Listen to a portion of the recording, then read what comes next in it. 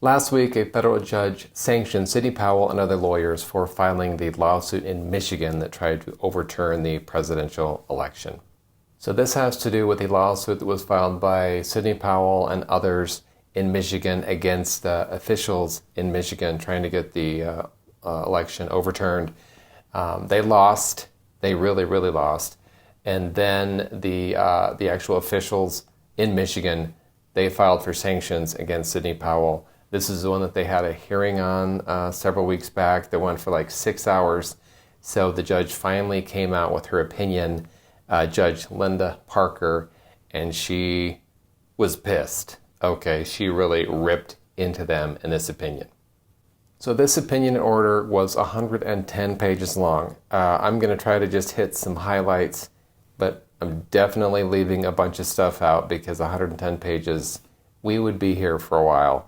I did read through the whole thing. It was lovely, and the judge was pissed. So anyway, let's dive into it. We'll look at some of the points just to see what this judge said. Okay, this is the opinion and order from Judge Linda Parker. Again, it just issued last week. You can see the first line of the lawsuit starts like this. This lawsuit represents a historic and profound abuse of the judicial process. Yeah, that means she's going to be taking him out to the woodshed for the next 109 pages. So in this part, the judge just generally goes over what obligations attorneys have. She gets into the specifics later, but I thought it might be more helpful to just look at these more general rules. Specifically, attorneys have an obligation to the judiciary, their profession, and the public to conduct some degree of due diligence before presenting allegations as truth, to advance only tenable claims, and to proceed with a lawsuit in good faith and based on a proper purpose. Attorneys also have an obligation to dismiss a lawsuit when it becomes clear that the requested relief is unavailable. So that, in a nutshell, those four things, she basically goes on for the next, 100 and something pages, talking about how they violated each one of those. They get into tons of specifics, but kind of at a high level, that's where she's saying that each one of the lawyers breached those kinds of obligations. Now, Judge Parker says this: to be clear, for the purposes of the pending sanctions motions, the court is neither being asked to decide, nor has it decided whether there was fraud in the 2020 presidential election in the state of Michigan. Rather, the question before the court is whether the plaintiff's attorneys engaged in litigation practices that are abusive and, in turn, sanctionable. The short answer is yes. Now, let's look at the long answer a little bit. Here's another line that just kind of lets you know how pissed off this judge is. One thing is perfectly clear. Plaintiffs' attorneys have scorned their oath, flouted the rules, and attempted to undermine the integrity of the judiciary along the way. I should note that we didn't even get into the discussion of really the nuts and bolts of this order until page 47. So what we're going to do, we're just going to look at some of the examples in here. We're not going to cover all of them, nowhere near all of them, but I thought it would be useful to at least look at some of these specific examples given by the judge in this opinion as to why there should be sanctions. And so right now we're looking at the discussion under Rule 11.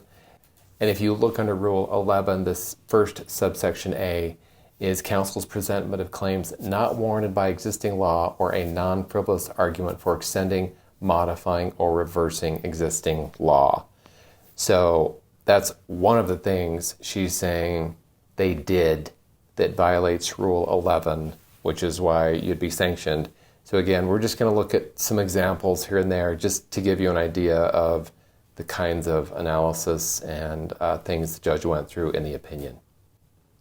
All right, so here's one example of that given by the judge. Plaintiffs ask this court to enjoin the state defendants from sending Michigan's certified results to the Electoral College. But as reported publicly, Governor Whitmer had already done so before plaintiffs filed this lawsuit. Plaintiffs sought the impoundment of all voting machines in Michigan. However, those machines are owned and maintained by Michigan's local governments, which are not parties to this lawsuit. All right? All right, here is another area where the judge said they violated Rule 11 under the subsection B. Counsel's contention that acts or events violated Michigan election law when the acts and events, even if they occurred, did not. Here is one example that the judge gave. To support the allegation that defendants violated Michigan election laws by accepting unsecured ballots without any chain of custody, the amended complaint states that Whitney Myers observed passengers in cars dropping off more ballots than there were people in the car. But when the court asked plaintiff's counsel whether individuals other than the voter can drop off a ballot in Michigan, Campbell answered in the affirmative. And of course, anyone could have learned this by consulting Michigan law. All right, here is another reason why the judge was saying they should be sanctioned. Counsel's failure to present any evidentiary support for factual assertions. And here is an example that the judge gave. Plaintiff's counsel failed to present any evidence to support their allegation of illegal double voting. To support this factual assertion, plaintiffs pointed to a single piece of evidence, the affidavit of Jesse Jacob, the Jacob affidavit. That affidavit states in part, I observed a large number of people who came to the satellite location to vote in person, but they had already applied for an absentee ballot. Of course, applying for an absentee ballot is not evidence that someone voted via an absentee ballot. And when the court highlighted this lack of evidence as to double voting during the hearing, plaintiff's counsel responded, I think there's inferences that can be drawn, and it should not shock this court that somebody could show up after having asked for an absentee ballot and then show up and vote again. It does not shock the court that a Michigan resident can request an absentee ballot and thereafter decide to vote in person. Indeed, Michigan law says that voters can. So basically, in this 110 pages of the opinion, the judge went through and had a lot of examples that were from this case, and the judge said, look, you didn't conduct any degree of due diligence before you presented something and you said it was true and you hadn't looked into it. You tried to advance claims that really weren't tenable. You couldn't get relief from them. They weren't valid claims. They weren't based on the law. And she also basically was trying to show that they didn't proceed with the lawsuit in good faith and based on a proper purpose. And further, she also showed that they didn't dismiss a lawsuit even when it became clear that the requested relief was unavailable. Like they just kept trying to go. So that's kind of generally the things that she said they had violated and why they were sanctioned.